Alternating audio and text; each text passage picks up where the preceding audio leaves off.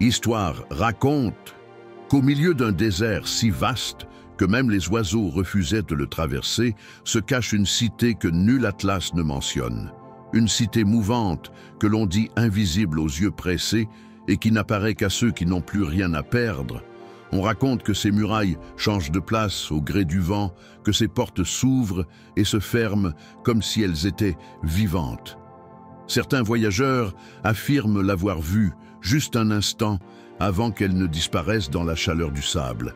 D'autres jurent avoir suivi ses traces, des jours durant sans jamais parvenir à l'atteindre. Mais tous, absolument tous, décrivent la même chose. Au cœur de cette cité se trouve un cercle. Pas une forteresse, pas un trône, pas un marché, non. Juste un cercle tracé dans la pierre, parfait, immuable. Et quiconque ose poser un pied dans ce cercle voit sa vie basculer à jamais. Car là, dit-on, les ennemis cessent de s'entretuer.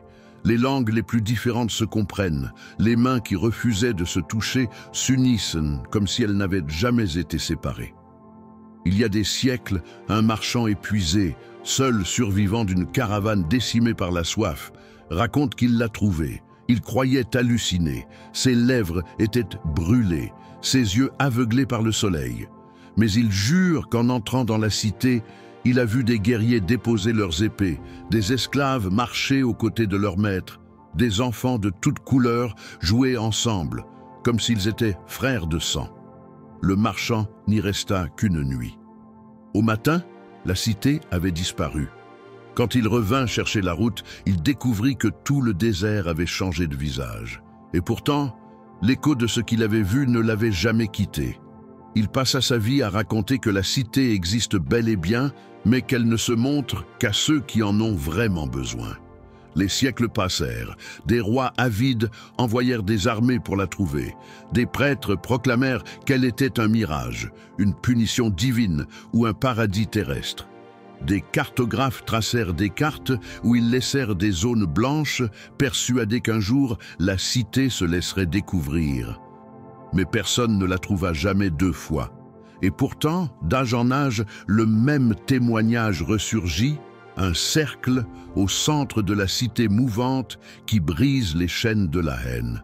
Un vieux manuscrit, retrouvé dans une bibliothèque oubliée d'Alexandrie, décrit même une règle étrange. Celui qui entre dans le cercle ne peut en sortir qu'après avoir reconnu dans l'autre son propre reflet. Personne ne sait si cette règle est une métaphore ou une loi mystérieuse que le cercle impose réellement. Mais les récits concordent. Là-bas, l'unanimité n'est pas un rêve, c'est une expérience, une force invisible qui pousse les êtres à se rassembler. Alors, certains chercheurs modernes ont commencé à se poser une question. Et si la cité mouvante n'était pas un lieu, mais une idée? Et si ce cercle n'était pas une pierre, mais une vérité enfouie au plus profond de nous? Imaginez un instant. Et si l'humanité tout entière portait en elle ce cercle invisible, cette force silencieuse qui, lorsqu'elle se révèle, fait tomber toutes les frontières? On raconte encore, dans certaines traditions du désert, que la cité reviendra un jour. Pas pour un seul voyageur, pas pour une poignée d'âmes perdues, mais pour tous. Elle se dressera alors non plus au milieu du sable, mais au milieu du monde entier. Et dans ce cercle, il n'y aura plus de nations, plus de races, plus de religions séparées. Seulement un peuple, unique, réuni. Et vous, si vous voyiez apparaître cette cité, auriez-vous le courage d'y entrer?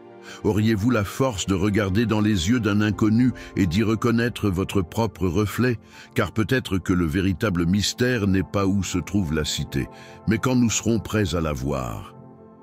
Voilà, cette histoire n'est qu'un fragment parmi d'autres. La cité mouvante, légende ou réalité, nous laisse une question brûlante. Et si l'unité n'était pas à chercher ailleurs, mais à réveiller en nous, si vous qui écoutez cette histoire sentez qu'elle vous a parlé, alors sachez que d'autres récits attendent. Des récits qui, comme celui-ci, portent en eux la trace de cette vérité. Nous ne sommes pas séparés, nous sommes un. activez la cloche, car la prochaine histoire pourrait bien réveiller en vous une autre partie de ce cercle invisible.